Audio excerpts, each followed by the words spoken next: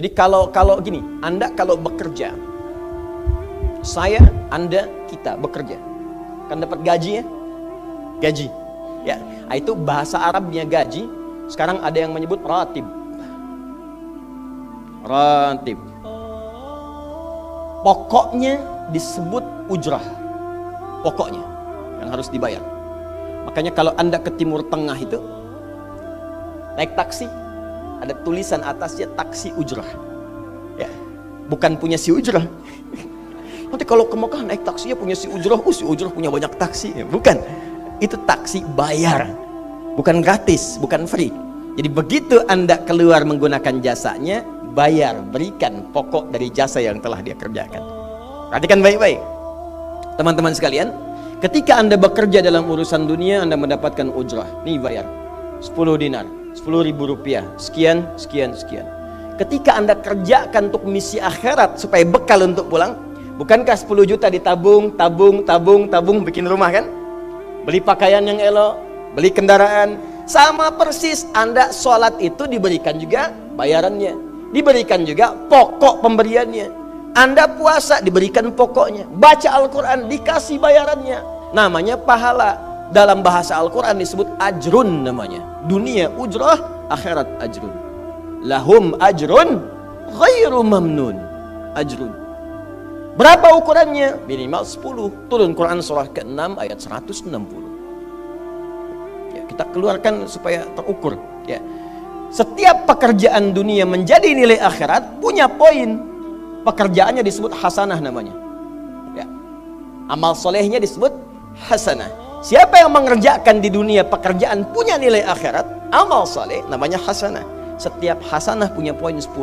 Man jaa bil hasanati falahu asyru amthaliha.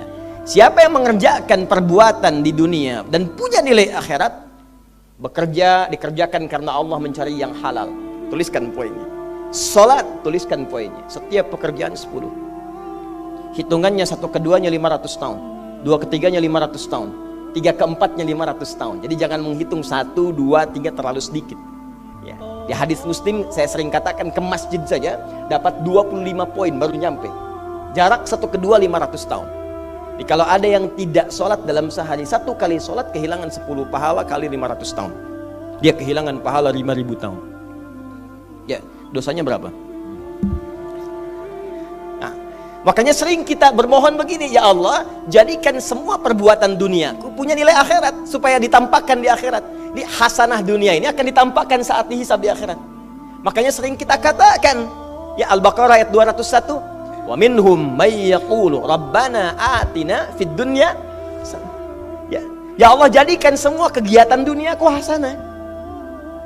Namaku sudah hasanah ya Allah. Perbuatanku belum tentu. Ya sudah suami namanya Hasan, ya istri hasanah, anaknya Husna, ya kan? Yang laki-laki Husain, tuh. Semua kumpul, tapi kalau pekerjaannya tidak demikian menjadi amal soleh, nggak terkumpul ini. Ya, dan akhirat pun nampakkan lagi hasanahnya. Maka diteruskan ayatnya, wa fil akhirati hasanah. Makanya saat di akhirat itu ditampakkan, famay ya'mal mithqala dzarratin khairan yarah. Ya, makanya kalau mau mithqal, yang khairan yarah. Jangan yang syarran yarah.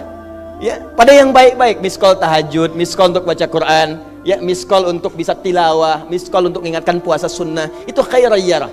Ya, miskol pada yang tidak bagus tinggalkan, itu syarran yarah. Ini balik sini. Maka dapat kita nilai ini kembali kepada Allah, kumpulkan semua ini. Tinggal nanti tergantung Anda mau punya rumah di yang mana daerahnya. Komplek yang elit di Indonesia, di sini Jakarta ada Pondok Indah. Ada beberapa tempat-tempat yang lainnya, elit kalangannya, Menteng dan seterusnya. Maka di surga pun ada komplek yang elit-elit. Ada Firdaus, ada surga Aden, ada macam-macam. Tinggal Anda cari bekal yang serius, turunkan kemudian ke bumi. Cuman sayang, dari sekian waktu yang Allah berikan disebut dengan ajal, menjadi batasan kita untuk beramal.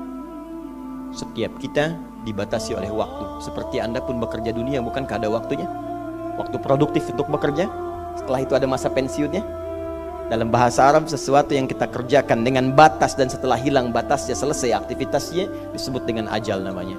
Maka Allah membuat ketentuan, kita pun tidak abadi di bumi. Setiap kita punya batas waktu. kalau selesai dinas kita dan pulang kita untuk mempertanggungjawabkan semua yang kita kerjakan di sini. Maka turun Quran surah ke-7 ayat 30 berapa? 4 untuk menggambarkan ini. Walikulli ummatin ajal fa idza jaa ajaluhum la yastakhiruna sa'ata wa la yastaqdimun. Setiap umat seluruhnya tanpa kecuali itu pasti punya batas waktu untuk beraktivitas dan selesai pulang. Aktivitas kita ketika bergerak mencari kehidupan ma'isyah, pekerjaannya disebut dengan asya. Diingatkan kalau harakat fathah turun ke bawah kasrah artinya selesai harakatnya, hilang pekerjaannya. Dari asya menjadi isya. Setiap hari diingatkan kita dengan sholat isya. Hei, seaktif-aktifnya Anda, sesibuk-sibuknya akan selesai semua itu, dan semua kita akan pulang. Bukankah setelah isya kita terpejam? Itu kan latihan. Makanya dalam doa saat akan tidur jadi disebutkan bisikallahumma amutu wa ahya. Ada riwayat lain ahya wa amut.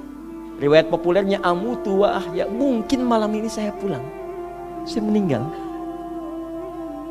Makanya saat kita bangun dari tidur kita ucapkan alhamdulillahilladzi ahyana ba'dama. Ada maknya, sementara aja. Satu saat mungkin pulang. Kita nggak tahu di bagian mana yang tidur itu mengakhiri kehidupan kita saat kita pulang. Karena itu serius. Ada saatnya kita pulang. Nah teman-teman, ternyata sudah tahu akan pulang pun masih ada yang tidak memanfaatkan waktu dengan baik. Tanyakan pada setiap manusia ya, dari detik ini, dimulai dengan diri kita manusia kan? Tanyakan pada diri kita, Anda wafat tidak? Anda pulang tidak? Anda meninggal tidak? Kalau sadar pulang, maka cari bekal yang baik. Berarti Allah benar kan? Kata Allah setiap kita akan wafat. Kullu nafsin dha'iqatul maut. Setiap yang punya jiwa meninggal. Bahkan dikasih informasi jelas kok. Yang bawa maut disebutkan namanya malakul maut. Quran surah 32 ayat ke-11. Qul yatawaffakum malakul mautil ladzi wukkila bikum. Disebutkan. Bayangkan ya, kurang jelas apa lagi? Disebutkan punya waktu namanya ajal, akan wafat disebutkan, yang bawa wafat kematiannya disebutkan malaikatnya. Cara wafatnya disebutkan. Quran surah 89 ayat 27 sampai 30. Ya ayyatuhan nafsul mutmainnah, itu yang tenang, yang dahsyat dipukulin malaikat juga ada. Ya, Quran surah 8 ayat 50 itu ada sambil dipukulin malaikat. Ya. Maaf teman-teman sekalian, ini sudah jelas semuanya. Jadi aneh manusia itu. Sudah tahu akan meninggal, tahu ada kenikmatan, ada siksaan, tahu ada surga, ada neraka, tahu ada kenikmatan kubur, ada siksa kubur. Kenapa masih main-main juga? Kenapa nggak dimanfaatkan? Dan dia tahu ada yang menyolatkan, ada yang disolatkan. Apa nggak sempat terfikir ketika Anda wafat siapa yang menyolatkan? Bukankah yang paling indah yang menyolatkan orang yang selama ini kita rawat? Anak yang pernah dikandung, diberikan ASI, dirawat-rawat. Anda menyiapkan apa gitu? Kita menyiapkan apa? Sayang-sayang investasi keluar banyak ketika wafat gak bisa berlaku apapun. Bahkan ada yang sebelum wafat pun sudah dibuang dari keluarganya. Waliyadzubillah. Nah, sekarang dari sekian kegiatan aktivitas kita, berapa yang sudah punya nilai di mata Allah menjadi amal saleh? Sekarang kita ukur. Ya, sekarang kita ukur. Pelan-pelan sebentar ya. Ini rata-rata usia berapa tahun? Oh baik, 40 tahun ke atas ya. Ya. Walaupun atasnya mungkin agak banyak, atas gitu ya, bagian. Nggak apa-apa. Fokus sini ya, edisi kali ini fokus saja. Biarkan saya yang datang, terangkan, tulis, hapus ya. Antum simak aja lah, simak, tulis dengan baik, mau ketawa-ketawa, sudah masuk surga, alhamdulillah. Udah cukup dengan amin, lihat dulu. Ini saya sering sampaikan, ini kita kasih batas standar di Al-Quran aja lah, 40 tahun misalnya. Ya, standar keseriusan beraktivitas. Ya, lihat sini.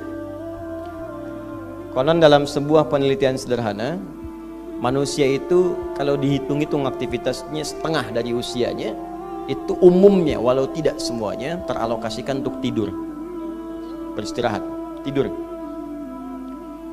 Dari mulai lahir, bayi kecil tidur, dewasa beraktivitas, tidur siang, tidur malam, tidur macam-macam, tidur kecapean, tidur ngantuk, tidur lelah, tidur segala rupa, tidur. Setengah dari usia. Jadi kalau 40 tahun, tidurnya berapa tahun? 20 tahun. Baik. Sisanya beraktivitas, ya. Nah itu berapa tahun? 20 tahun.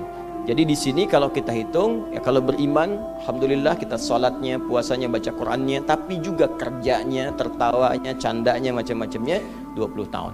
Dari 20 tahun ini, berapa yang jadi aktivitas ibadah? Yang jadi ibadah berapa? Ya, jangan terlalu pesimis, ya ambil 10 tahun misalnya. 10 tahun ibadah. Nah, jadi di sini adalah sholatnya, baca Qurannya, puasanya, dan sebagainya, sedekahnya, infaknya. Apakah semua ibadah itu langsung diterima?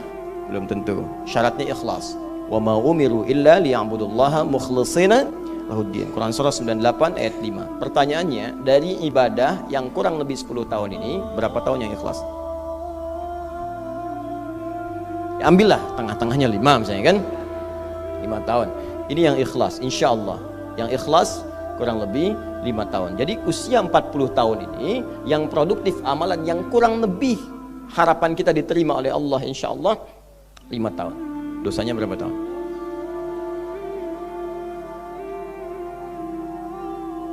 Dan masih bisa tertawa. Dan masih mengharap surga. Masih ingin ke surga Firdaus. Masih ingin mendapatkan segala hal yang istimewa. Sementara kita sadar, gini caranya begini. Coba ucapkan dengan kalimat yang lantang bahwa Anda tak punya dosa. Kalau tak mampu, berarti punya dosa. Ucapkan Anda sudah siap ke surga. Kalau tak mampu, amalnya masih kurang. Jadi kalau sudah merasa amal masih kurang, dosa banyak, terus masih main-main juga. Sudah tahu usia sudah di atas ini, ada yang 50, 60 tahu, waktunya sedikit. Yang kemarin-kemarin banyak yang sia-sia. Jadi kalau yang kemarin-kemarin kurang, masa sisanya masih dikurangi juga? Anda 40 tahun, 50 tahun, 60 tahun. Sekarang anak 4, 5 tahun, bahkan matanya buta, ada laki-laki, ada perempuan, sudah jadi penghafal Quran. 5 tahun hafal Quran. Belum baligh. Dan berharap punya bekal di hadapan Allah.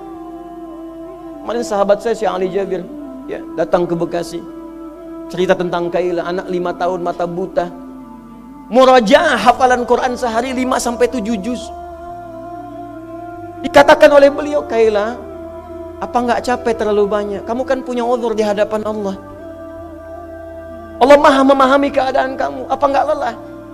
Saya malu justru kepada Allah kalau kurang daripada itu.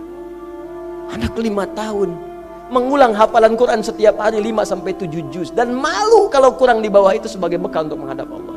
Anda diberikan kesempatan sampai lebih daripada 50 tahun, lebih daripada 40 tahun, lebih daripada 20 tahun.